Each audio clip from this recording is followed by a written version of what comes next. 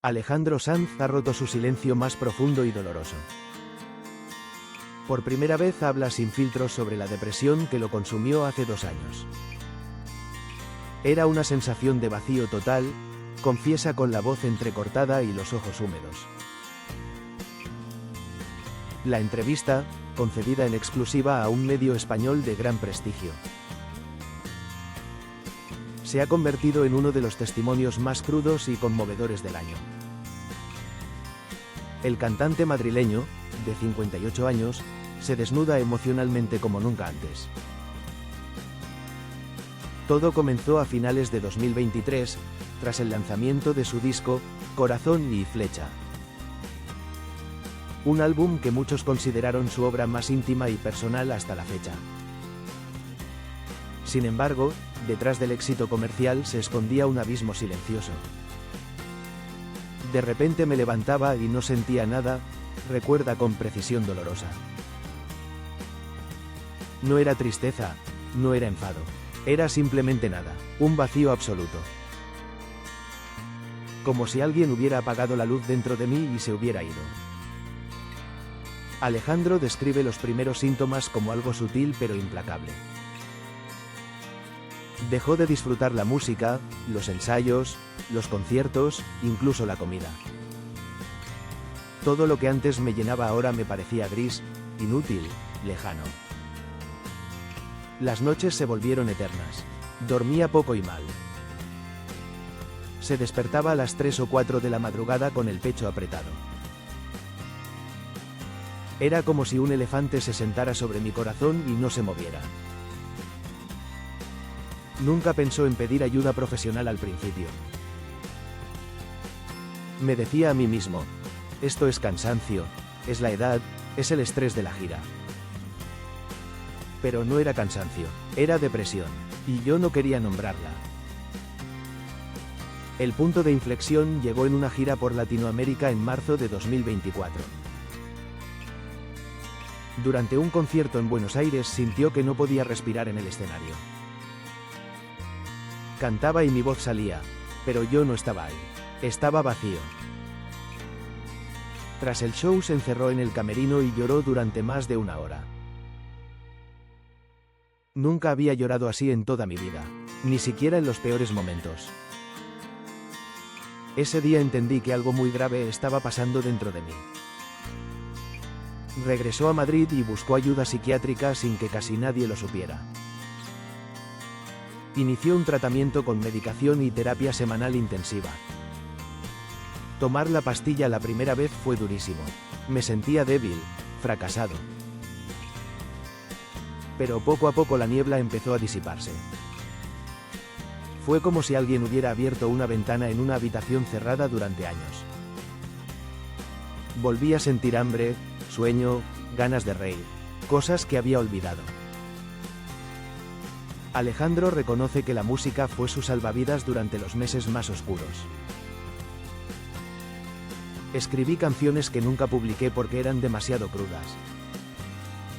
Eran cartas que me escribía a mí mismo para no perderme del todo.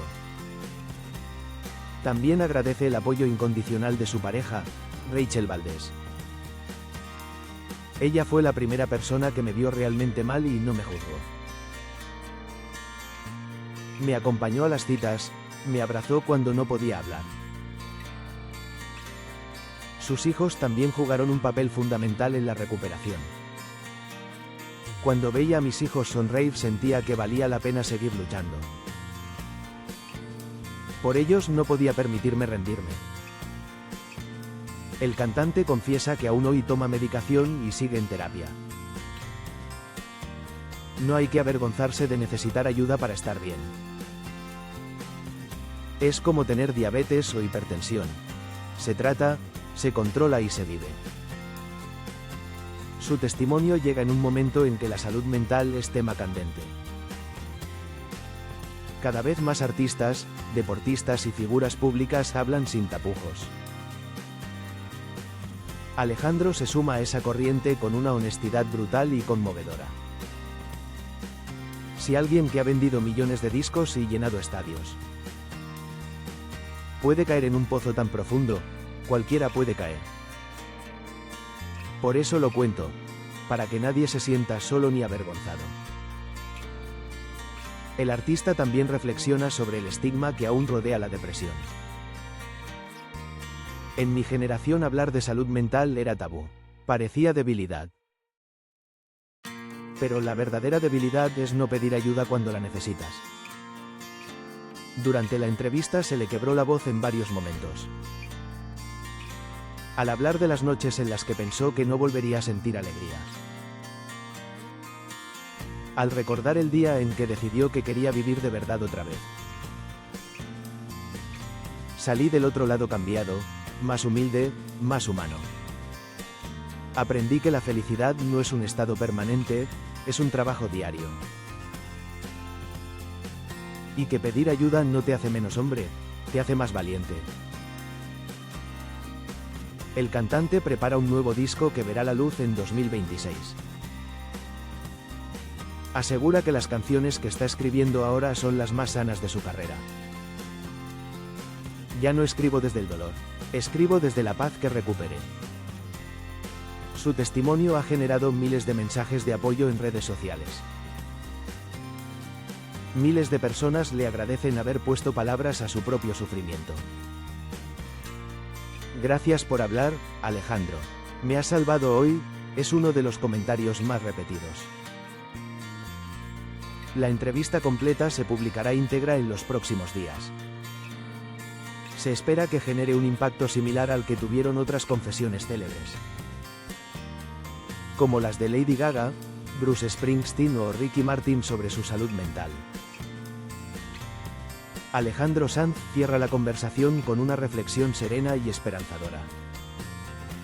Si estás en ese vacío, no estás solo. Hay luz al final, aunque ahora no la veas. Y cuando la veas, recuerda que mereces estar ahí.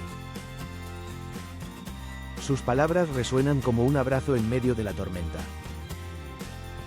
Un recordatorio de que incluso las voces más potentes pueden quebrarse.